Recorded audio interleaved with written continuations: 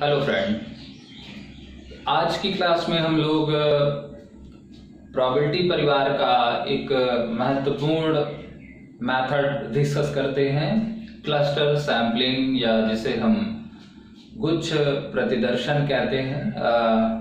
इसके कुछ और भी अल्टरनेटिव नेम हैं, जैसे एरिया सैम्पलिंग या फिर हम इसको जियोग्राफिकल सैम्पलिंग या जियोग्राफिकल क्लस्टर सैम्पलिंग भी कहते हैं। तो ये प्रायिकता परिवार का या प्रायिकता जो प्रतिदर्शन परिवार है उस परिवार का तीसरा एक महत्वपूर्ण विधि है।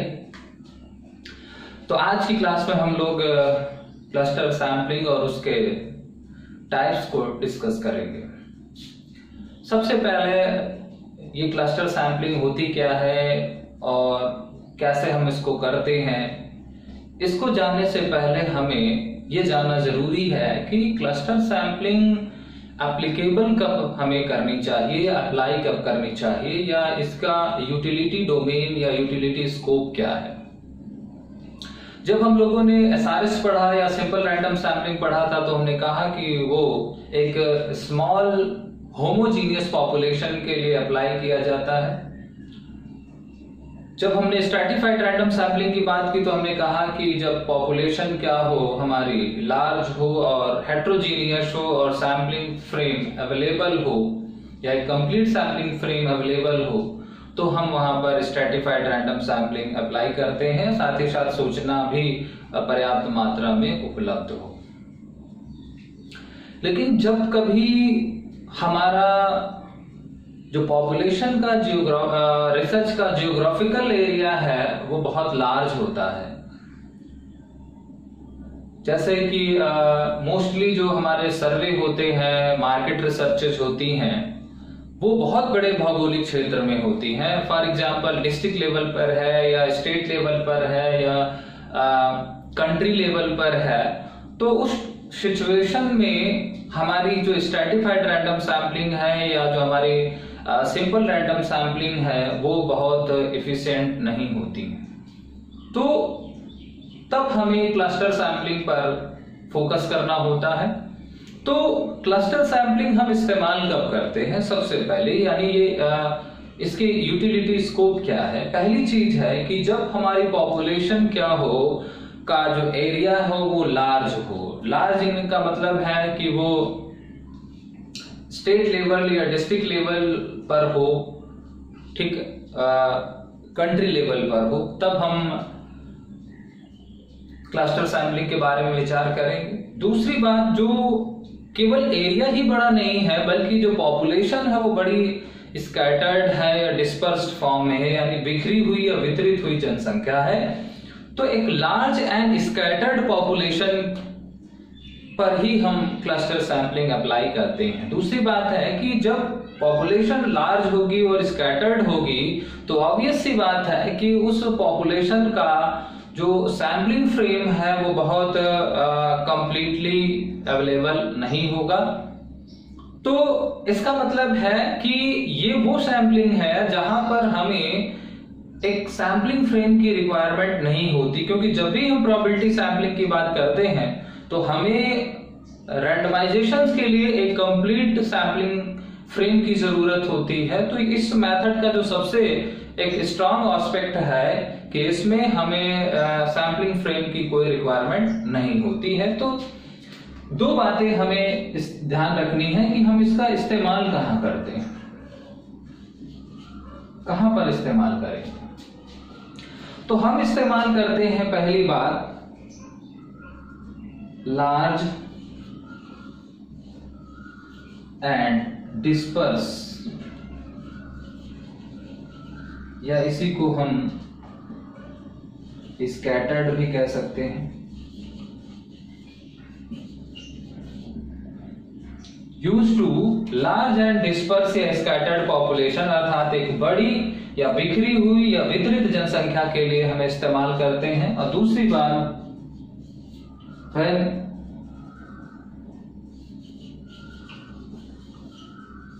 complete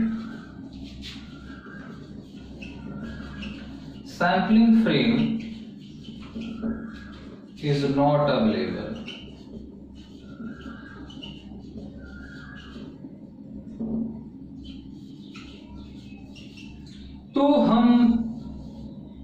क्लस्टर सैंपलिंग के इस्तेमाल के बारे में सोचेंगे।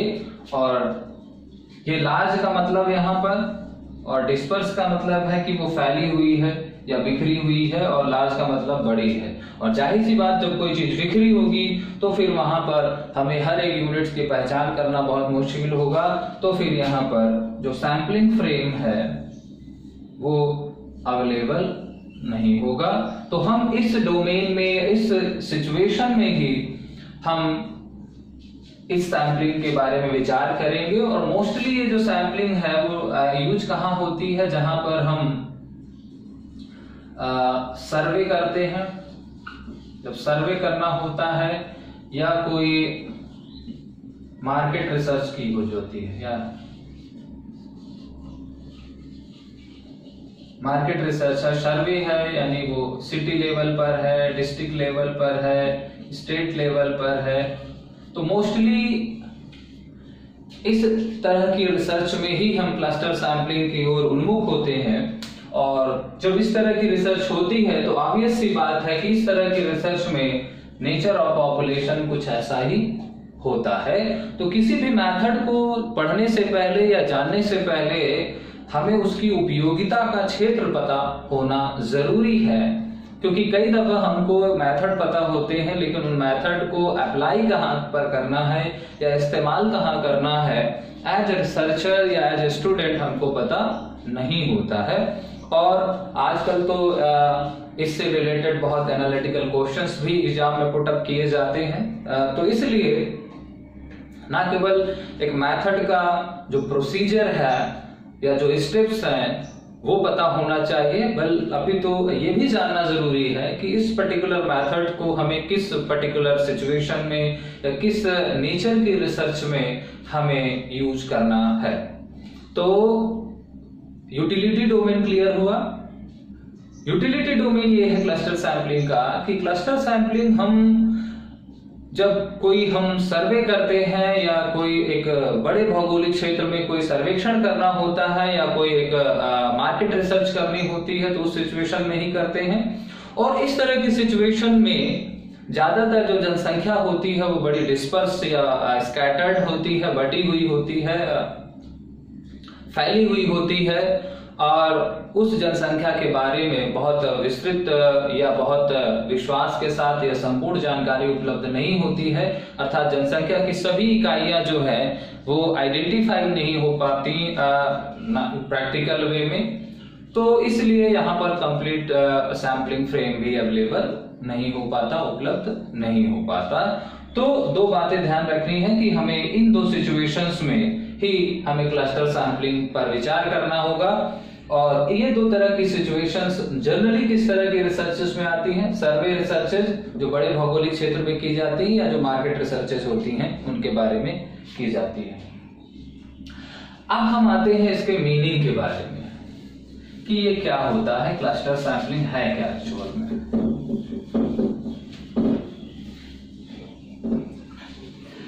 क्लस्टर सैंपलिंग का जो मीनिंग है वो काफी हद तक जो हमारी स्ट्रैटिफाइड रैंडम सैंपलिंग थी उससे संबंधित था, लेकिन ये कुछ अलग है।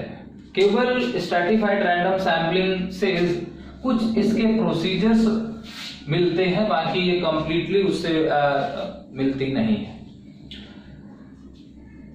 इस सैंपलिंग में भी होता क्या है कि ये जो सैंपलिंग डेवलप हुई है ये मोस्टली एग्रीकल्चर की फील्ड से विकसित हुई है। और एग्रीकल्चर की फील्ड में हम सभी जानते हैं कि जो सॉल्ट या जो सोल हेल्थ टेस्टिंग होती है या जो मृदा के या जमीन के स्वास्थ्य का परीक्षण होता है वो एक बहुत महत्वपूर्ण कार्य है एग्रीकल्चर सेक्टर का।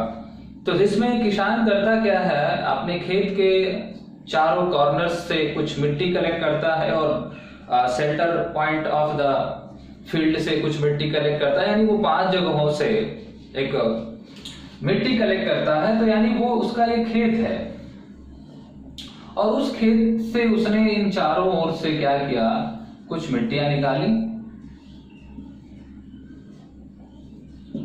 ठीक है। और अब इस मिट्टी से कुछ मिट्टी पांचों जगह से क्या की, कुछ मिट्टी निकाल ली, कुछ मिट्टी यहां से ली, कुछ यहां से ली, पांचों जगह से कुछ मिट्टी निकाल ली और फिर ये उसका क्या हुआ, एक सैंपल हुआ। तो यहां पर उसने इससे कुछ मात्रा ली, यानी पांचों जगह से कुछ मिट्टी ली, फिर हर मिट्टी के ढेर से उसने कुछ मिट्टी को चुना और उन पांचों जगह की मिट्टी को क्या कर दिया, यहां पर उसने उसको क्लब कर दिया। तो कई जगह से उसने डिफरेंट एरिया से कुछ सैंपल लिए या कुछ ग्रुप्स कलेक्ट किए।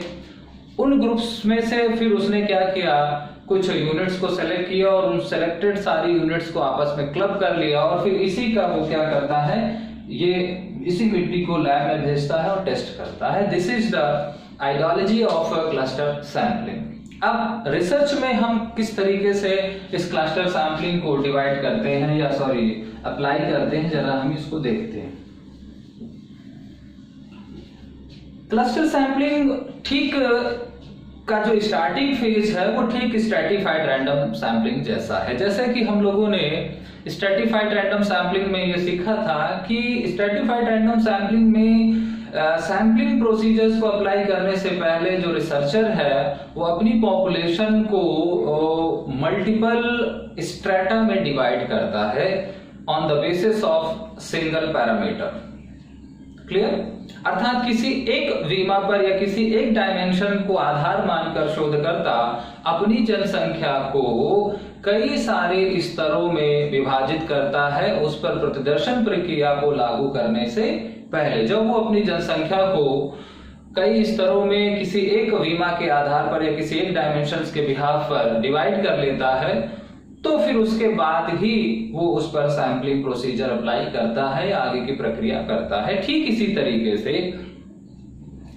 क्लस्टर सैंपलिंग में भी जो रिसर्चर है वो रिसर्चर अपनी पॉपुलेशन को क्लासिफाई या डिवाइड करता है मल्टीपल क्लस्टर्स में। वहां पर हम स्ट्रेटा में अपनी जनसंख्या को बांटते थे, यहां पर हम इसको क्लस्टर्स में बांटेंगे बिफोर अप्लाई सैंपलिंग प्रोसेस या बिफोर अप्लाई सैंपलिंग प्रोसीजर्स। तो इसका मतलब है कि क्लस्टर सैंपलिंग क्या है, when population is divided into multiple cluster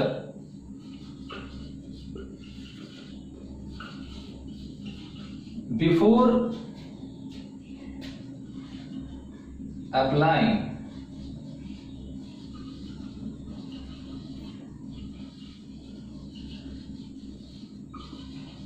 sampling process is called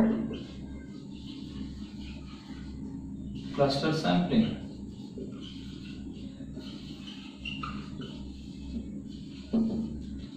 जब जनसंख्या को हम मल्टीपल क्लस्टर्स में बांट देते हैं बिफोर सैंपलिंग प्रोसेस, ठीक इसी तरीके से स्ट्रैटिफाइड रैंडम सैंपलिंग में भी यही हुआ था कि हमने सैंपलिंग प्रोसेस को अप्लाई करने से पहले पॉपुलेशन को स्ट्रेटा में डिवाइड किया था। अब वहां पर स्ट्रेटा क्या था? स्ट्रेटा एक आर्टिफिशियल ग्रुप्स था, वहां पर एक सिंगल पैरामीटर पर डिवाइड किया गया। अर्थात जो बाइफरकेशन होता है स्ट्रैटिफाइड रैंडम सैंपलिंग में, वो बाइफरकेशन एक रिसर्चर के द्वारा इंपोज किया जाता है। जबकि क्लस्टर्स क्या होते हैं, मेन अंतर यहां पर समझना है कि क्लस्टर और स्ट्रेटा में डिफरेंस क्या है। हालांकि अभी हम स्ट्रैटिफाइड और क्लस्टर सैंपलिंग में डिफरेंस डिस्कस करेंगे, लेकिन क्लस्टर्स क्या है तो हमें यहां पर है क्या, clusters are natural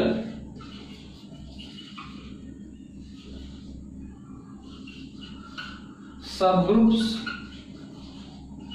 of population। ये है क्या?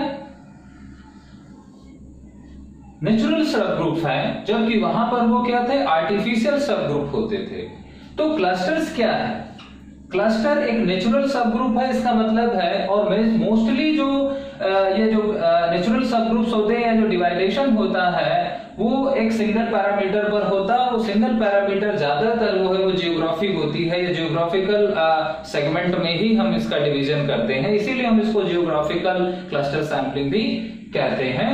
तो चूंकि जियोग्राफिकल जो बाइफर्केशन होता है वो रिसर्चर द्वारा इंपोज नहीं किया जाता, वो अपने आप ही ऑटोमेटिकली रहते हैं। तो clusters are natural subgroups of population, those are externally homogeneous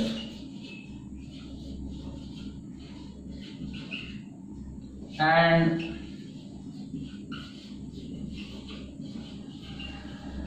internally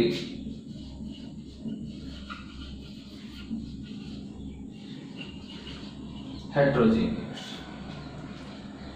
तो क्लस्टर्स क्या होते हैं, एक स्वाभाविक उपसमूह होते हैं जनसंख्या के, और ये एक्सटर्नली क्या होते हैं, यानी बाह्य रूप से यह विषम जाति होते हैं, और आंतरिक रूप से, बाह्य रूप से ये समजाति होते हैं, और आंतरिक रूप से ये हेट्रोजीनियस होते हैं। अब जैसे मान लीजिए कि एक रिसर्च है, और मान लीजिए हमने स्टेट लेवल पर यूनिवर्सिटीज का सर्वे करना है किसी एस्पेक्ट पर।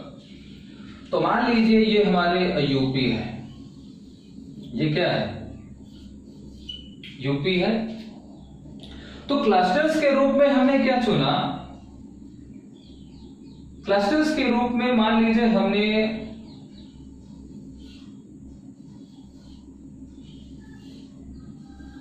डिस्ट्रिक्ट सिटी चुन ली। मान लीजिए ये कानपुर है, ये लखनऊ है, ये इलाहाबाद है, ये मेरठ है, ये झांसी है।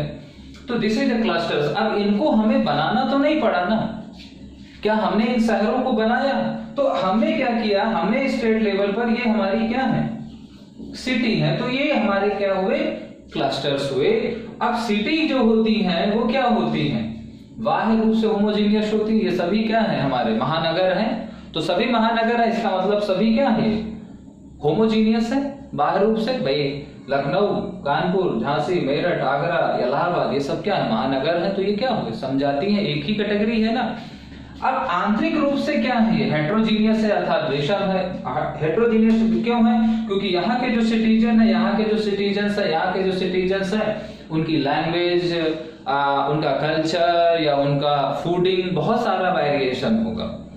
हाँ, थोड़ा बहुत सिमिलर होगा, लेकिन सबका जो है वो आंतरिक रूप से जो है वो उनकी भाषा, जो कल्चरल के दूसरे एस्पेक्ट्स हैं, उनकी लैंग्वेज, नॉलेज, सब कुछ अलग होगा।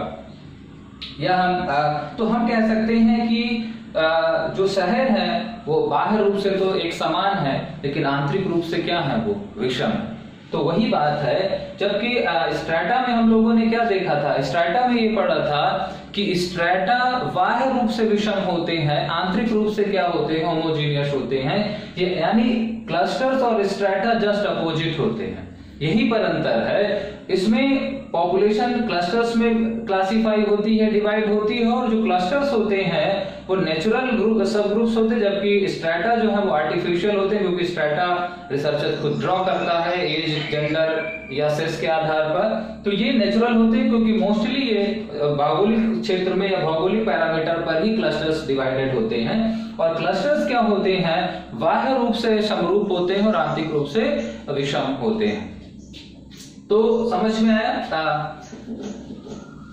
तो मीनिंग क्या है, मीनिंग है कि when population is divided into multiple clusters before applying sampling process is called cluster sampling.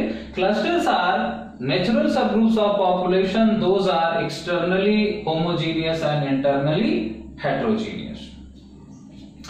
अब होता क्या है कि जब एक रिसर्चर अपनी पॉपुलेशन को कुछ नेचुरल क्लस्टर्स आइडेंटिफाई कर लेता है, ठीक है, यानी वो क्या कर लिया, उसने डिफाइन किया अपने क्लस्टर्स को। जब वो क्लस्टर्स डिफाइन कर लेता है तो फिर अभी उसको यूनिट नहीं मिला है, अभी उसको यूनिट नहीं मिला है, तो अब उन अपने क्लस्टर से यूनिट प्राप्त करने के लिए या सैंपल प्राप्त करने के लिए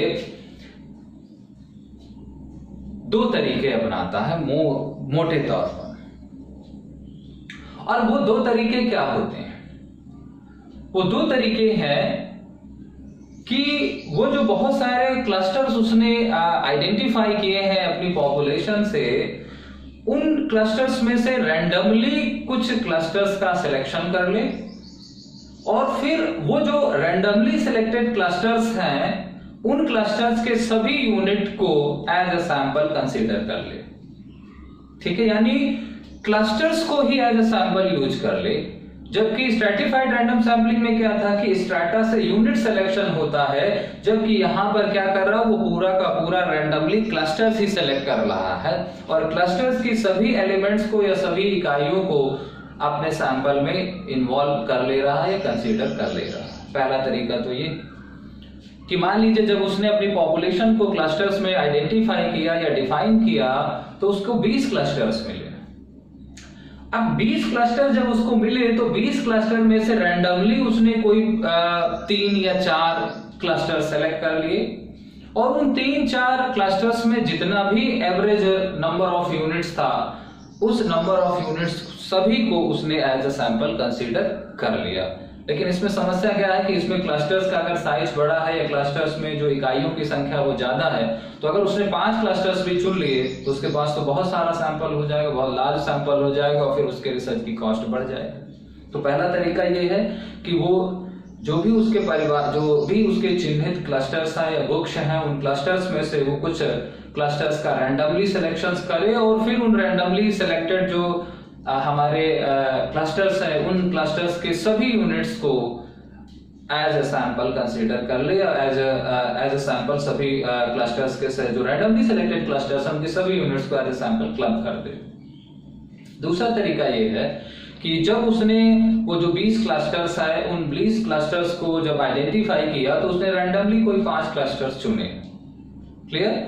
अब हर क्लस्टर की जो सभी इकाइयां हैं उन सभी इकाइयों को वो एज अ सैंपल कंसीडर ना करे, बल्कि अब वो जो रैंडमली सिलेक्टेड क्लस्टर हैं उन रैंडमली सिलेक्टेड क्लस्टर्स में से कुछ इकाइयों को ही वो रैंडमली सेलेक्ट करे। यानी वो 5 जो क्लस्टर हैं उन 5 क्लस्टर्स में से हर क्लस्टर्स में से कुछ इकाइयों को रैंडमली वो सेलेक्ट करे, और फिर उन क्लस्टर्स से यानी सिलेक्टेड रैंडमली सिलेक्टेड क्लस्टर से फिर रैंडम सिलेक्शन ऑफ यूनिट्स करे और फिर उन सभी सिलेक्टेड यूनिट्स को क्लब करे। तो ये भी एक तरीका है। तो इस तरीके से ये जो 2 या 3 तरीके होते हैं यहाँ पर बांटने के, उसी के आधार पर ही क्लस्टर सैंपलिंग का जो टाइप है वो डिफाइन होता है। तो अब अगर मान लीजिए हम टाइप्स की बात करें यहां पर, तो टाइप्स कैसा होगा? तो क्लस्टर सैंपलिंग 3 लेवल पर होती है। एक को हम कहते हैं 1 स्टेज, या इसी को हम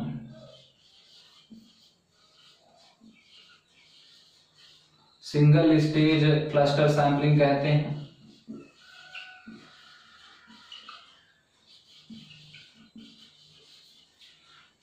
दूसरा है हमारा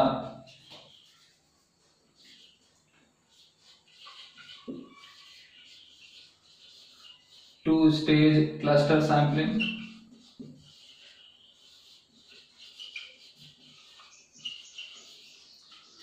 और एक तीसरा तरीका है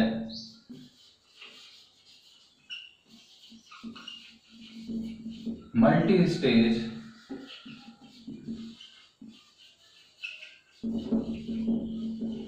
क्लस्टर सैंपलिंग।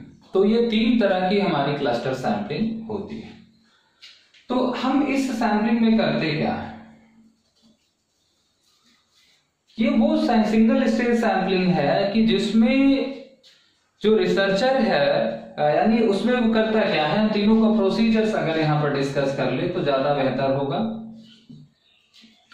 इसमें वो सबसे पहले क्या करता है,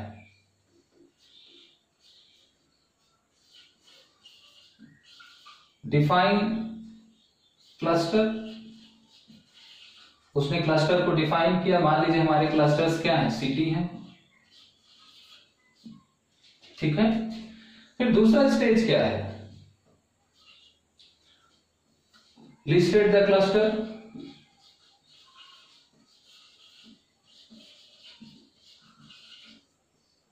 क्लस्टर्स को उसने लिस्ट बनाई अर्थात उनकी संख्या पता करी।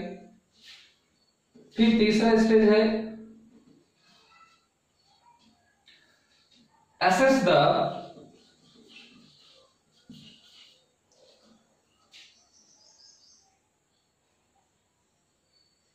average number of units in every cluster। प्रत्येक क्लस्टर में कितनी इकाइयां हैं उसका अंदाजा लगाया। फिर उसने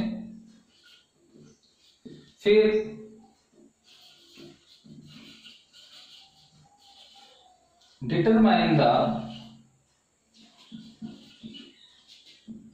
number of needed cluster।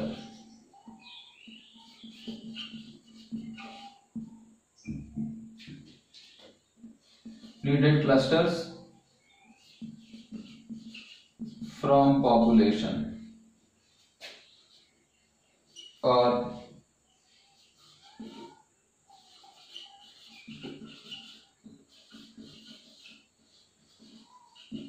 random selection of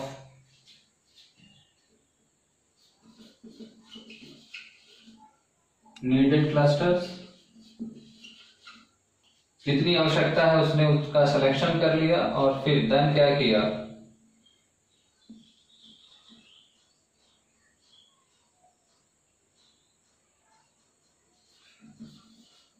all selected cluster मतलब all units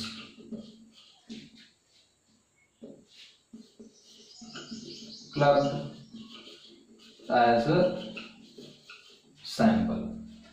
तो ये जब हम इस तरीके से करते हैं तो हम उसको कहते हैं कि वो वन स्टेज क्या है या सिंगल स्टेज क्लस्टर सैंपलिंग। अर्थात इसमें करता क्या है, मेन बात क्या है, मेन बात हमें यहां पर यह समझनी है।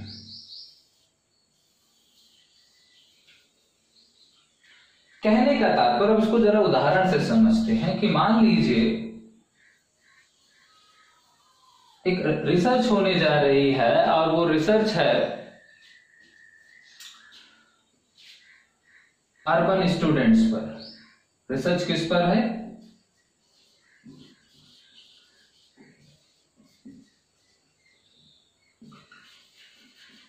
अर्बन पीजी स्टूडेंट्स पर हो रही है एट यूपी लेवल, ठीक है। तो एक रिसर्चर है, वो जितने भी उत्तर प्रदेश के शहर हैं, मान लीजिए उसने ये अपनी पॉपुलेशन को उसने क्लासिफाई कर लिया।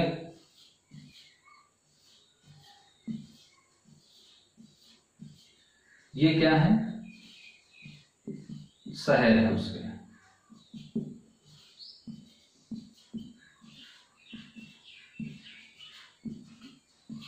तो मान लीजिए उदाहरण के तौर पर उसने इसको डिवाइड किया, डिफाइन क्लस्टर, उसने उसको शहर के आधार पर डिवाइन किया। ये क्या है, शहर है।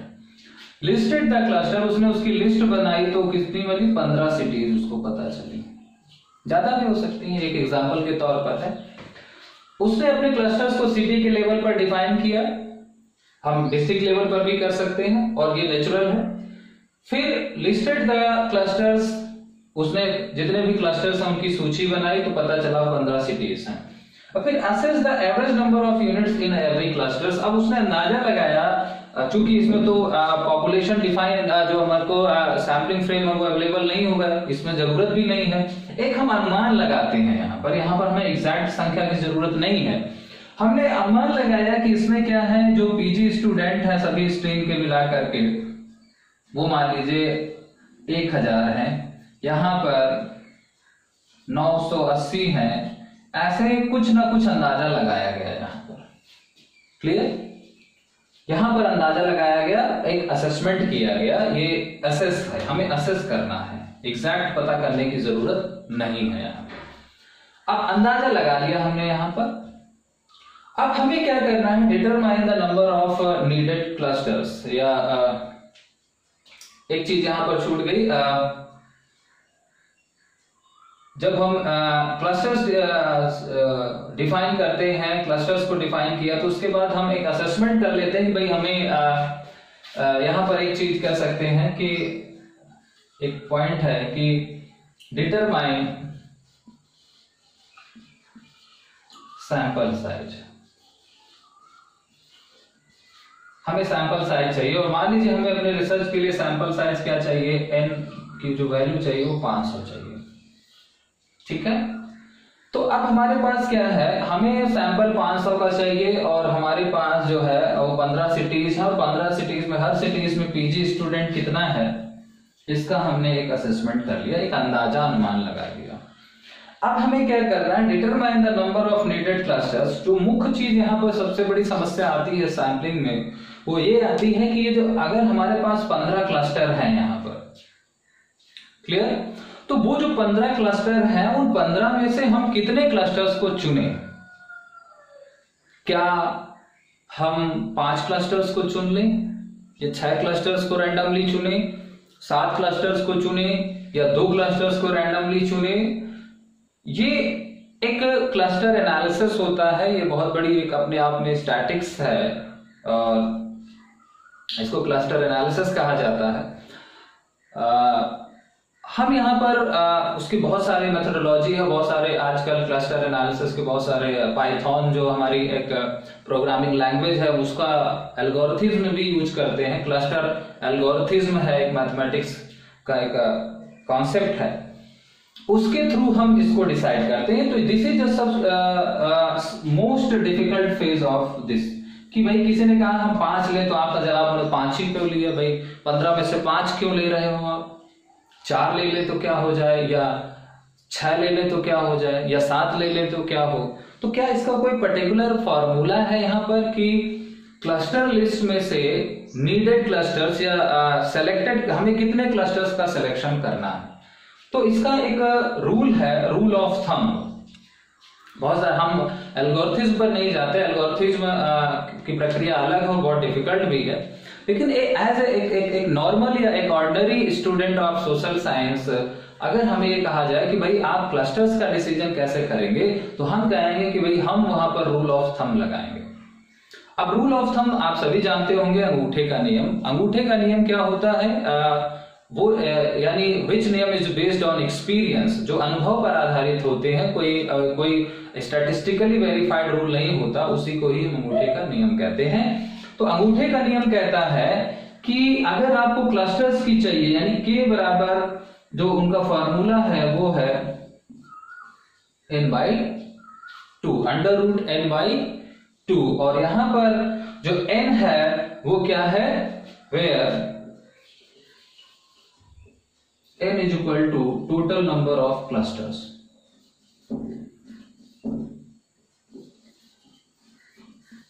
Total number of clusters. तो अब मान लीजिए हमारे पास क्या है, n की वैल्यू क्या है, हमारे पास n की वैल्यू है 15, तो 15 डिवाइडेड बाय 2 यानी 7.2 या 7.5, और 7.5 का अगर हम अंडर रूट निकालेंगे तो क्या आएगा, 2 पॉइंट समथिंग आएगा, यानी 3 के अप्रोक्सीमेटली आएगा। तो हमें यानी इन 15 में से रैंडमली कोई 3 जो है वो क्लस्टर्स चुनने होंगे। क्लियर? तो यानी ये जो यहां पर हम डिटर्मिनेशन ऑफ नीडेड क्लस्टर्स करते हैं उसके लिए हम क्या इस्तेमाल करते हैं, यहां पर उसके लिए इस्तेमाल किया जाता है रूल ऑफ थंब।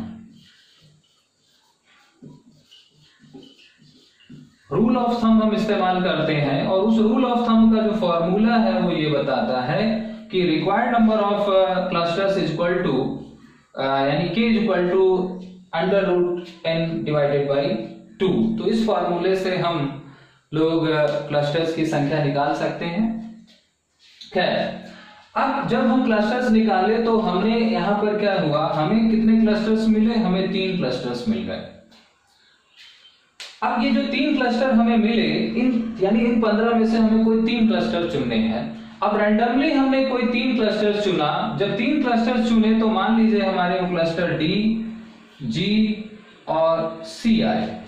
तो हमने क्या किया, क्लस्टर चुने तो हमें क्या मिले, डी, सी और जी मिल गए। ये 3 क्लस्टर हमने चुन लिए और अब ये 3 क्लस्टर में जितने भी लोग होंगे, यानी जितने भी पीजी स्टूडेंट होंगे, उन सभी पीजी स्टूडेंट को, अर्थात ऑल सिलेक्टेड क्लस्टर्स यानी all units clubbed as a sample, उन सभी को हम मिला देंगे और उन्हें सैंपल में कंसीडर कर लेंगे। अर्थात यहाँ पर अगर ये इसमें 500 लोग थे, यहाँ पर 600 लोग थे, यहाँ पर 700 लोग थे, तो हमें कितने लोग मिल जाएंगे, 6, 5, 11 और 7, 1600 लोगों का सैंपल मिल जाएगा। जबकि हमें रिक्वायरमेंट कितनी थी, रिक्वायरमेंट थी 500 की, जबकि इसमें सैंपल साइज ज्यादा लार्ज हो गया। लेकिन सिंगल स्टेज रैंडम सैंपलिंग वही होती है जिसमें रैंडम सिलेक्शन ऑफ क्लस्टर्स होता है और फिर उन क्लस्टर्स में जितनी भी यूनिट्स होती हैं, उन सभी यूनिट्स को एज अ सैंपल कंसीडर कर लिया जाता है। उसमें से किसी भी यूनिट को रिजेक्ट या इग्नोर नहीं किया जाता है। क्लियर? तो सिंगल स्टेज रैंडम सैंपलिंग को समझ में आई। यानी सिंगल स्टेज रैंडम सैंपलिंग वो सैंपलिंग है जिसमें रिसर्चर अपनी पॉपुलेशन को क्लस्टर्स में डिवाइड करता है और फिर उन डिवाइडेड क्लस्टर्स में, आइडेंटिफाइड क्लस्टर्स में से रैंडमली कुछ क्लस्टर्स को चुनता है और फिर रैंडमली वो जो चुने हुए क्लस्टर्स होते हैं, उस क्लस्टर्स के अंतर्गत जितनी भी इकाइयां होती हैं, उन सभी इकाइयों को एज अ सैंपल कंसीडर कर लेता है और उनको प्रदर्श के अंतर्गत शामिल कर लेता है। आई होप कि अब आपको सिंगल क्लस्टर या जो 1 स्टेज क्लस्टर सैंपलिंग है वो समझ में आ गई होगी। अब हम आते हैं 2 स्टेज क्लस्टर सैंपलिंग के बारे में। 2 स्टेज क्लस्टर सैंपलिंग के जो प्रोसीजर है वो यही है, बस अब यहां पर अंतर बदल जाता, अंतिम स्टेज चेंज हो जाएगी। जब उसने क्या किया, random selection of needed clusters उसने चुने, तो फिर अब वो क्या करता है,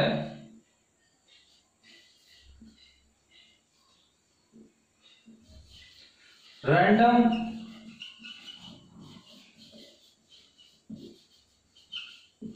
selection of units from each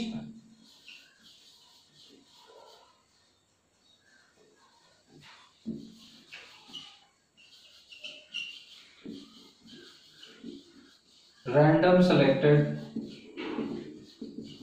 clusters. अब जो उसने रैंडमली क्लस्टर्स चुने, उसने कितने क्लस्टर चुने थे, 3 क्लस्टर चुने।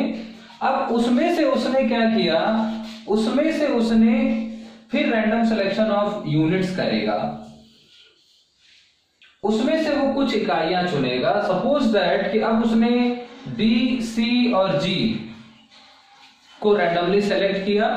अब उसमें से वो स्ट्रैटिफाइड रैंडम सैंपलिंग से किसी भी तरीके से उसने क्या किया, फिर अब इनमें से उसने रिक्वायरमेंट चुना और इसमें से अलग अलग लोगों को, यानी उसने यहां पर क्या किया, अगर हम इसको थोड़ा सा ऐसे देखें तो उसने इसमें से क्या किया, 3 क्लस्टर्स चुने,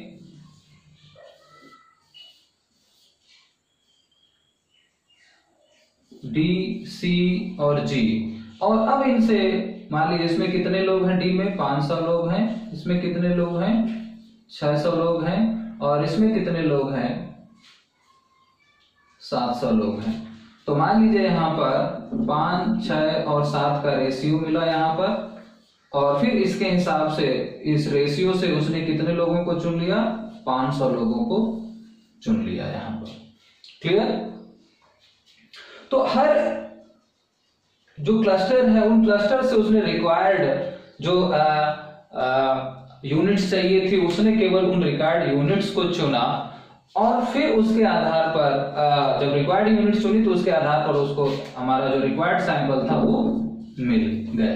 तो this is second stage cluster sampling. तो फर्स्ट स्टेज और second stage random sampling cluster sampling में डिफरेंस इतना है कि जो फर्स्ट स्टेज रैंडम सैम्पलिंग है उसमें से एक स्टेप और आगे चले जाते हैं। फर्स्ट स्टेज रैंडम सैम्पलिंग कहां पर खत्म होती है? फर्स्ट स्टेज रैंडम सैम्पलिंग खत्म होती है कि भाई हमने अपनी जो क्लस्टर लिस्ट है उस क्लस्टर लिस्ट से रैंडमली कुछ हमने क्लस्टर्स को चुना और फिर उन जो चुने हुए रैंडम क्लस्टर्स है उनमें से सभी इकाइयों को हमने सैंपल में कंसीडर कर लिया। अब हमें यहाँ पर सभी इकाइयों को नहीं लेना क्योंकि उससे हमारा एक्सपेंस बढ़ेगा, कॉस्ट बढ़ेगी। तो हमने क्या किया कि वो जो रैंडमली सेलेक्टेड हमारे क्लस्टर्स थे उनमें से हमने रिक्वायर्ड नंबर ऑफ यूनिट्स को क्या किया, सेलेक्ट कर लिया रैंडमली। बस ध्यान यहाँ पर रखना है कि यहाँ पर वो जो सिलेक्शन है हर यूनिट से या हर क्लस्टर से या जो रैंडम सेलेक्टेड क्लस्टर, इससे वन बाय वन हमें सेलेक्ट नहीं करना। यहाँ पर क्या करना है, कलेक्टिव सिलेक्शन भी होता है, यहाँ पर इंडिविजुअल सिलेक्शन नहीं होता क्लस्टर सैंपलिंग में। तो वो जो चुने हुए क्लस्टर्स हैं उन क्लस्टर्स में से जब हमने इन लोगों को चुना तो मान लीजिए यहाँ पर कितने लोगों को लगभग चुना जाना था, तो अगर हम 5, 6, 7 की बात कर ले यहाँ पर तो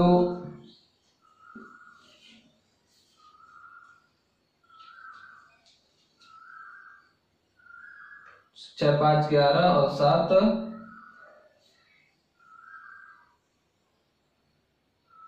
12 18 इंटू 5 तो 25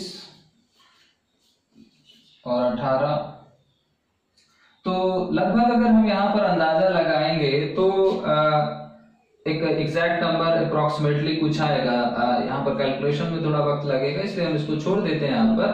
तो अब जब हम 5 या 7 के रेशियो में 500 लोगों को बांटेंगे तो कुछ नंबर्स आएंगे और कुछ नंबर्स मिला करके कितना होगा, 500 हो जाएगा। ये तो एक स्टेज हमने आगे कर लिया और इससे क्या हुआ, जो हमारा एक्स्ट्रा जो यूनिट्स सेलेक्ट हो रही थी या जो हमारे सैंपल में अतिरिक्त इकाइयां आ रही थी वो उन अतिरिक्त इकाइयों का आना क्या हो गया, नियंत्रित हो गया। ठीक है, तो ये था हमारा सेकेंड स्टेज या 2 स्टेज क्लस्टर सैंपलिंग। और ध्यान रखें कि जो सिंगल स्टेज या फर्स्ट स्टेज या 1 स्टेज क्लस्टर होती है उससे ये बेटर मानी जाती है, उससे ये क्या है, बेटर होती है। ये ध्यान रखें। बेटर क्यों है, अब आप समझ गए होंगे। बेटर इसलिए है क्योंकि इसमें जो यूनिट्स है वो जितने रिक्वायरमेंट है उतनी ही यूनिट्स हमको चुन करके प्राप्त मिलती हैं या आती हैं हमारे पास। अब हम इसका थर्ड स्टेज देखते हैं क्लस्टर सैंपलिंग का। थर्ड तरह की जो क्लस्टर सैंपलिंग है यहाँ पर हम उसको जरा देखते हैं। मल्टी स्टेज क्लस्टर सैंपलिंग क्या होती है। अब इसके आगे अगर हम चले जाएं तो वही क्या कहलाएगी, मल्टी स्टेज, यानी ये सबसे कॉम्प्लेक्स लेवल का होता है। अब जैसे इसी पर बात की जाए कि मान लीजिए हमने एक पॉपुलेशन से कुछ क्लस्टर्स को रैंडमली सेलेक्ट किया। भाई हमने यहाँ पर ये जो सिलेक्शन है वो कैसा है, रैंडमली है। अब हम क्या करें, ये जो 3 क्लस्टर्स चुने हुए हैं इन तीनों क्लस्टर्स को अलग अलग क्या कर लें,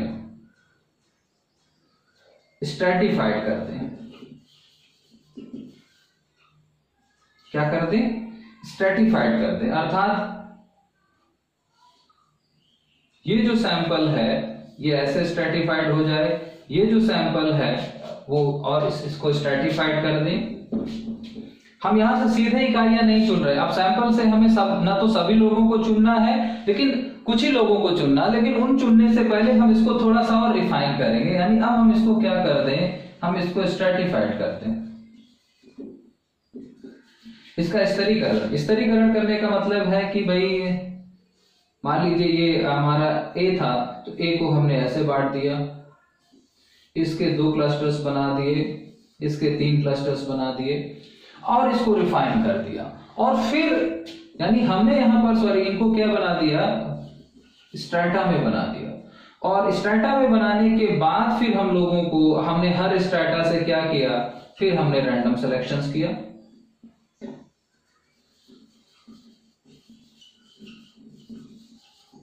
फिर हमने यहां पर रैंडम सिलेक्शंस किया, तब हमको यहां पर इन मिला। तो ये हमारा क्या कहलाएगा, मल्टीपल स्टेज क्लस्टर या मल्टी स्टेज क्लस्टर सैंपलिंग कहलाती है। तो तीसरे स्टेज पर क्या करते हैं, या जो तीसरा तरह का तरीका है, पहले वाले में हम केवल सीधे क्लस्टर चुनते हैं रैंडम तरीके से, और जो चुने हुए क्लस्टर्स हैं उन सभी इकाइयों को सैंपल में शामिल कर लेते हैं। दूसरे 2 स्टेज में क्या करते हैं कि हम अपनी पॉपुलेशन से कुछ या क्लस्टर्स की सूची में से कुछ क्लस्टर्स को चुनते हैं रैंडमली, और फिर उन चुने हुए क्लस्टर्स में से हर क्लस्टर से एक निश्चित मात्रा में अपनी रिक्वायर्ड सैंपल साइज के अकॉर्डिंग ही हम उनके रेशियो के अनुपात में उनको ले लेते हैं। फिर तीसरे स्टेज में है कि भाई वो जो सिलेक्टेड रैंडम सिलेक्टेड हमारे क्लस्टर्स हैं, उन क्लस्टर से हम डायरेक्टली जो है वो यूनिट्स को चुनते नहीं या एलिमेंट्स नहीं चुन रहे, बल्कि उन एलिमेंट्स को और प्यूरिफाई करने के लिए हम उनको स्ट्रैटा में डिवाइड कर देते हैं। और स्ट्रैटा में डिवाइड करने के पश्चात जैसे कि हमको मान लीजिए स्टूडेंट्स मिले थे, पीजी स्टूडेंट, अब इसमें से जो स्टूडेंट्स में है, अब उन स्टूडेंट्स को हमने रूरल और अर्बन में यहाँ पर क्या कर दिया, डिफाइन कर दिया।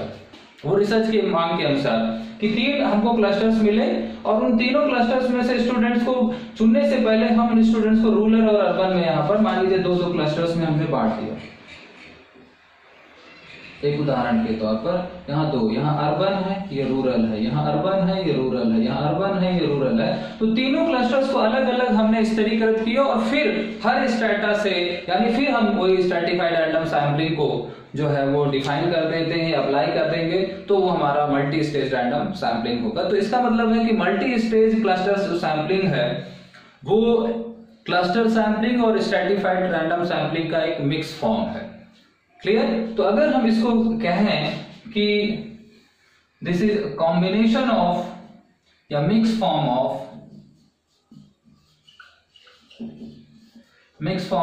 क्लस्टर एंड स्ट्रैटिफाइड सैंपलिंग, तो अतिशयोक्ति नहीं है। तो ध्यान रखें कि साधारण रूप से इसको समझने का तरीका ये है कि जो बहुस्तरीय गुच्छ प्रतिदर्शन है, बहुस्तरीय गुच्छ प्रतिदर्शन वास्तव में गुच्छ प्रतिदर्शन और स्तरीकृत प्रतिदर्शन का एक कॉम्बिनेशन है या उसके का मिश्रित रूप है।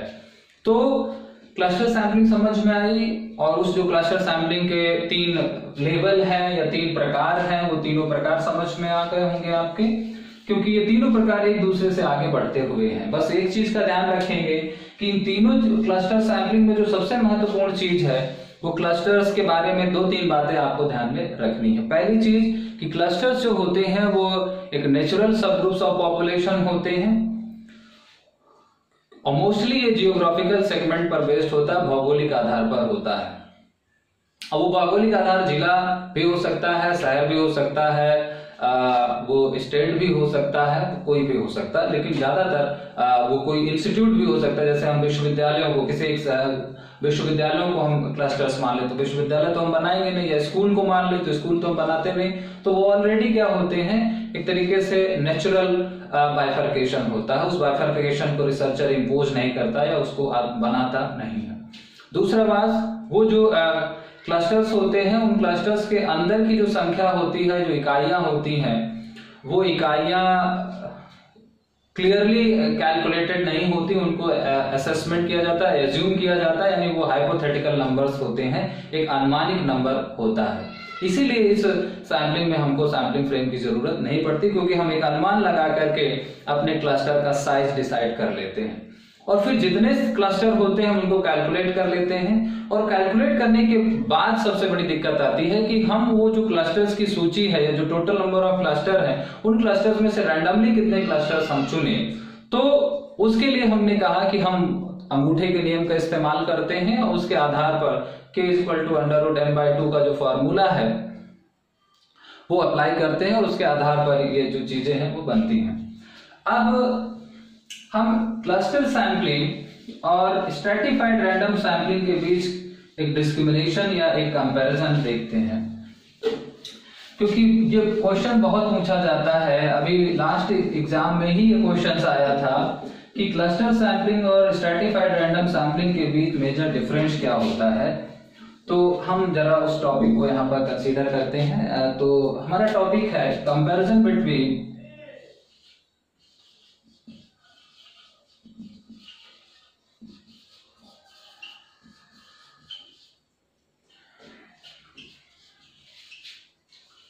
cluster and stratified sampling।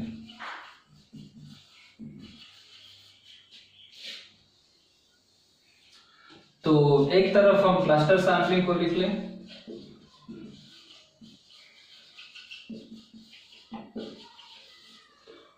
और एक तरफ हम स्ट्रेटिफाइड रैंडम सैंपलिंग को लिख लें।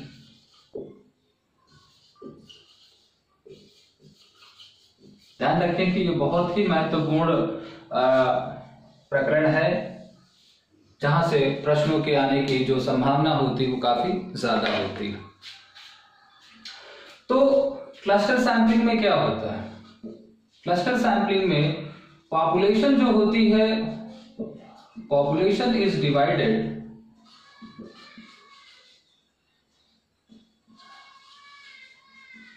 इन क्लस्टर्स। क्लियर? पॉपुलेशन किस में डिवाइड होती है? गुच्छों में बटी होती है, पहला अंतर। जबकि इसमें क्या होती है? Population is divided in strata. Clear? पहला अंतर। इसमें जो जनसंख्या होती है, अब वो कब भी दोनों में बिफोर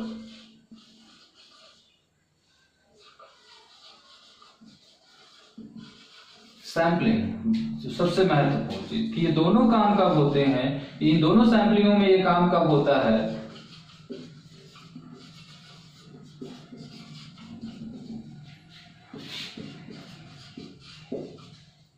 क्लियर? सिमिलरिटी क्या है इन दोनों में कि ये दोनों ही प्रोबेबिलिटी सैंपलिंग है, लेकिन अंतर क्या है? हमें तो कंपैरिजन चाहिए। कंपैरिजन ये है कि क्लस्टर सैंपलिंग में जो पॉपुलेशन होती है वो क्लासिफाई होती है क्लस्टर्स में, और इसमें जो पॉपुलेशन होती है वो क्या होती है? स्ट्रेटा में। अब ये दोनों काम होते हैं, ये सिमिलरिटी क्या है कि ये दोनों ही विधियों में ये काम जो है वो प्रतिदर्शन प्रक्रिया के पहले चरण में यानी पहले हो जाते हैं। दूसरी बात, अब ये जो क्लस्टर्स होते हैं ये क्या है? Clusters are natural subgroup,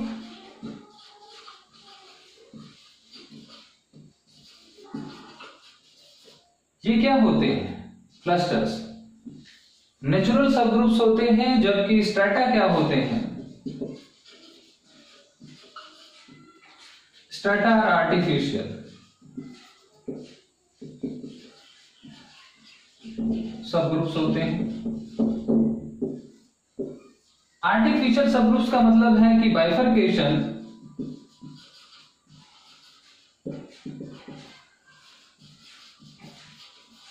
imposed by researcher,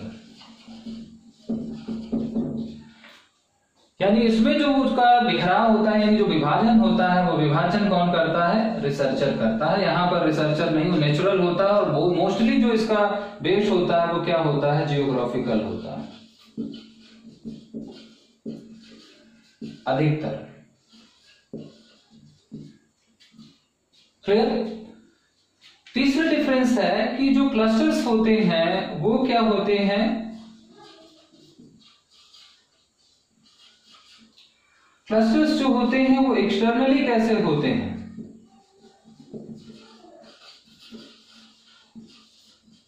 externally homogeneous होते हैं, और जो स्ट्रेटा होते हैं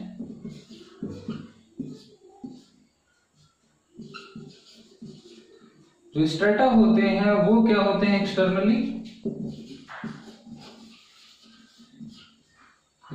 क्या होते हैं? हेट्रोजीनियस,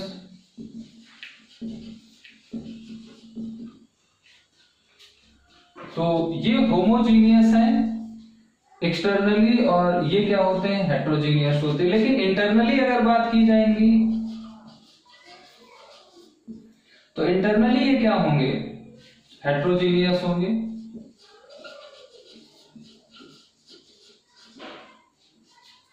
और ये इंटरनली क्या होंगे, जस्ट अपोजिट होंगे। इंटरनली ये होमोजीनियस होते हैं।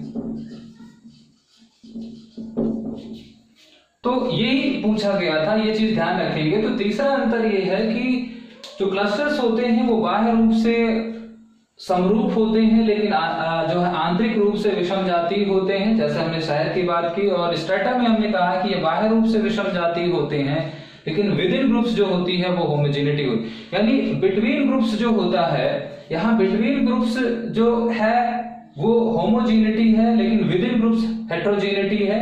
यहाँ पर बिटवीन ग्रुप्स जो है वो हेट्रोजेनिटी है, और विद इन ग्रुप्स क्या है भाई, इंटरनल एक्सटर्नल का मतलब क्या है, एक्सटर्नल का मतलब बिटवीन और इंटरनल का मतलब है विद इन। तो यानी यहाँ पर जो ग्रुप्स हैं वो विद इन क्या होंगे, होमोजीनियस होंगे, जस्ट अपोजिट है। अब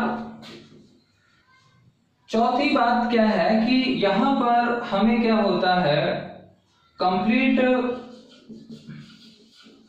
जो सैंपलिंग फ्रेम है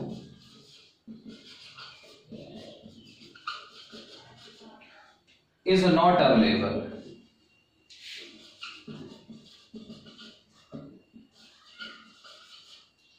यहां पर अवेलेबल ही नहीं होता। सो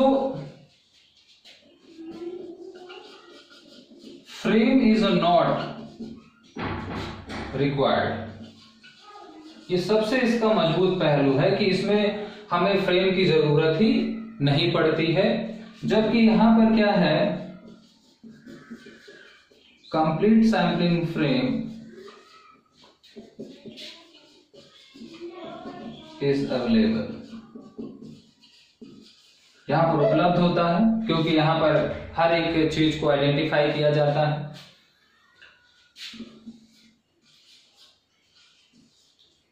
अब पांचवा अगर हम डिफरेंस देखें तो पांचवा डिफरेंस ये है कि जो एलोकेशन होता है, जो डिवीजन होता है यहां पर पॉपुलेशन का, जो पॉपुलेशन डिवीजन होता है, तो यहां पर डिवीजन जो है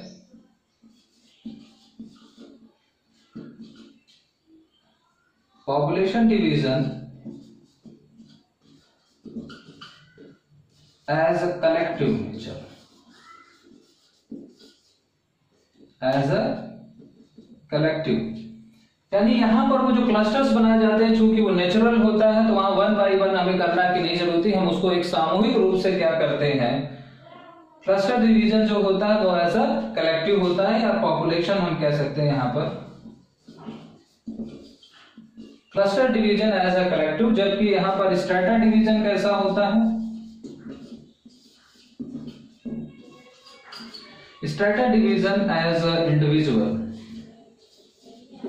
सबसे महत्वपूर्ण अंतर ये क्या होता है, एज अ इंडिविजुअल होता है। एज इंडिविजुअल्स का मतलब है कि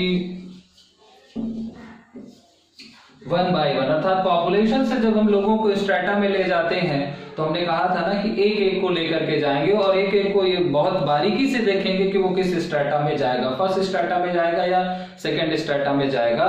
जबकि यहां से पॉपुलेशन में जब हम उनका कन्वर्जन क्लस्टर्स में करते हैं तो वहां पर हम पूरा का पूरा शहर उठा लेते हैं, क्योंकि हम वहां पर एक एक लोगों का हम बंटवारा या विभाजन नहीं करते। तो यहाँ विभाजन जो होता है जनसंख्या का क्लस्टर्स में वो सामूहिक होता है। यहाँ पर स्ट्रेटा जो डिवीजन होता है वो क्या होता है, एज ए इंडिविजुअल होता है, एकल रूप से होता है। ठीक इसी तरीके से जो यहाँ पर सिलेक्शन होता है,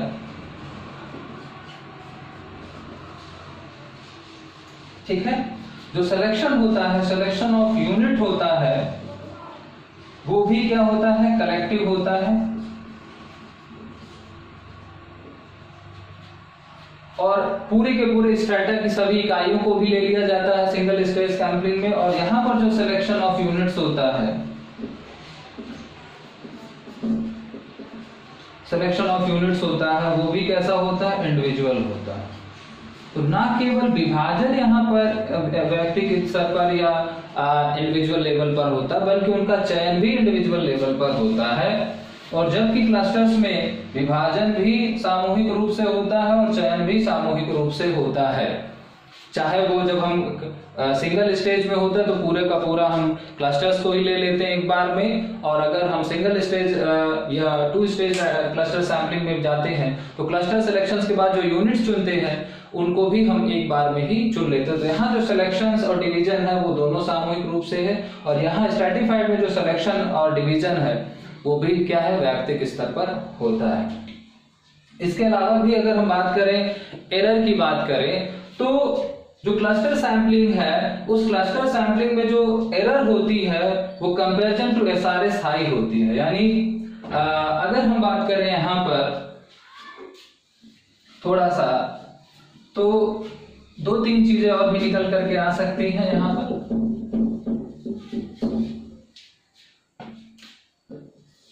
कि मान लीजिए हम यहां पर 7वां बिंदु देखें तो हम कह सकते हैं कि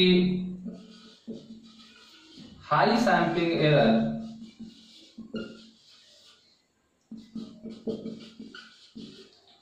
error comparison to SRS simple random sampling. तो सिंपल रैंडम सैंपलिंग की तुलना में यहां पर जो सैंपलिंग एरर है वो क्या होती है, ज्यादा होती है। जबकि यहां पर क्या है, लो सैंपलिंग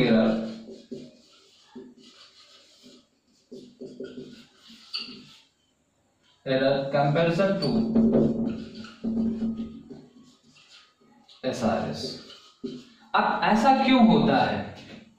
ऐसा इसलिए होता है, यहां पर कम क्यों रहती है हमारी sampling error simple random sampling की तुलना में, क्योंकि हम पॉपुलेशन को स्ट्रैटिफाइड करते हैं और 1 by 1 डिवीजन करते हैं। तो जो हमारे स्ट्रेटा बनते हैं वो प्योरली होमोजीनियस होते हैं। जब प्योरली होमोजीनियस होते हैं तो रिप्रेजेंटेटिवनेस क्या होती है, ज्यादा रहती है। और जब ज्यादा रिप्रेजेंटेटिवनेस मेंटेन हो जाएगी तो जाहिर सी बात है सैंपलिंग एरर क्या होगी, कम हो जाएगी यहां पर। और ये ऐसा यानी ड्यू टू इंडिविजुअलाइजेशन, ये जो इंडिविजुअलाइजेशन हम करते हैं उसी इंडिविजुअलाइजेशन की वजह से ही स्ट्रैटिफाइड रैंडम सैंपलिंग में लो सैंपलिंग एरर आती है। और यहां पर ये जो सैंपलिंग एरर हाई होती है एसआरएस की तुलना में, उसका मूल कारण क्या है, ये कलेक्टिवनेस। कि जब हम कलेक्टिवनेस का जो है वो नेचर फॉलो करते हैं तो उसकी वजह से कुछ ना कुछ हेट्रोजीनिटी आई जाती है, और उससे जो हमारा रिप्रेजेंटेटिवनेस है वो कम हो जाता है। और जब रिप्रेजेंटेटिवनेस कम होगा तो ऑब्वियस सी बात है जो हमारा सैंपलिंग एरर है, स्टैंडर्ड एरर है, वो हाई हो जाएगा एसआरएस की तुलना में। तो वैसे तो सैंपलिंग एरर बहुत ज्यादा नहीं होती, लेकिन कंपैरिजन टू एसआरएस, जब एसआरएस चूंकि बेसिक है तो एसआरएस की तुलना में यहां पर सैंपलिंग एरर हाई होती है क्लस्टर में, और एसआरएस की तुलना में लो होती है। लो क्यों होती है, ड्यू टू इंडिविजुअलाइजेशन। हाई क्यों होती है, ड्यू टू कलेक्टिव नेचर्स या कलेक्टिविटी के कारण। क्लियर। और एक अंतिम अगर हम बात कर ले यहाँ पर, तो क्लस्टर सैंपलिंग का जो बहुत एक मजबूत पहलू है कि इसमें जो बहुत इजी मेथड है, अर्थात लो कॉस्ट है बहुत बड़े क्षेत्र से, और जब हम ट्रैवल नहीं कर सकते हैं या हमें जाने आने की बड़ी समस्या होती है तो हमें इसमें जाना आना नहीं पड़ता, तो हम क्या करते हैं यहाँ पर जो हमारी एक low cost and improve accuracy, और जबकि ये क्या करता है, यानी इसको हम कह सकते हैं कि रिड्यूस कॉस्ट भी कह सकते हैं, reduce cost and improve accuracy. और यहां पर हम कह सकते हैं इंक्रीज रिप्रेजेंटेटिवनेस।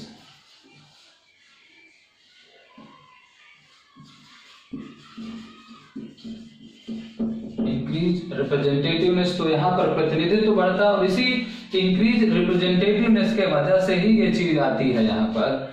और यहाँ पर क्या है, रिड्यूस कास्ट, क्योंकि हमें बहुत ज्यादा पूरे जिले स्तर पर या पूरे हर जगह हमें जाना नहीं पड़ा, हमने केवल क्लस्टर्स को आइडेंटिफाई, नेचुरल क्लस्टर्स को आइडेंटिफाई किया और फिर उनकी एक सूची बना करके हमने कुछ क्लस्टर्स को चुन लिया और फिर उन क्लस्टर्स से कुछ इकाइयों को चुन लिया या फिर उन क्लस्टर्स को पहले स्ट्रेटिफाइड किया और फिर हमने इकाइयों को चुना, तो इससे बहुत सारा जो हमारा श्रम है, समय है, वो बच जाता है।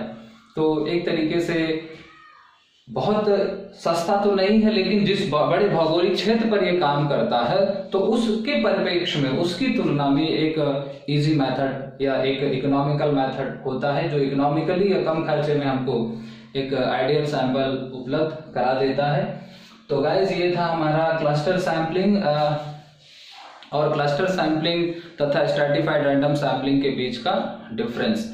आई होप कि आपको ये टॉपिक समझ में आया होगा और आपके जो डाउट्स होंगे, बस एक ही चीज ध्यान रखिएगा कि इसमें जब नंबर ऑफ क्लस्टर्स बन जाते हैं तो फिर उनमें से कितने क्लस्टर्स हमको चुनना है, वहां पर सबसे ज्यादा आपको सोचना होगा। और वहां पर सोचने के दो तरीके हैं। हमने कहा कि एक साइंटिफिक वे है जहां पर हम क्लस्टर्स एनालिसिस या क्लस्टर्स एल्गोरिथ्म का इस्तेमाल करते हैं, और आजकल इसके लिए पाइथन जो कंप्यूटर प्रोग्रामिंग लैंग्वेज है, उसके ऐप है, हम उसका इस्तेमाल कर सकते हैं। दूसरा, हम रूल ऑफ थंब का इस्तेमाल करते हैं। रूल ऑफ थंब कहता है कि k = (n/2) हम अप्लाई करके हम रिक्वायर्ड या नेसेसरी या नीडेड नंबर ऑफ क्लस्टर्स का असेसमेंट कर सकते हैं। और दूसरी बात, किसी भी क्लस्टर्स में जो इकाइयां होती हैं उनकी एग्जैक्ट संख्या हमें पता करने के पीछे नहीं पड़ना होता, बल्कि उनका केवल एज्यूम या उनको केवल असेस या उनका केवल एक हाइपोथेटिकल अंदाजा लगाना होता है।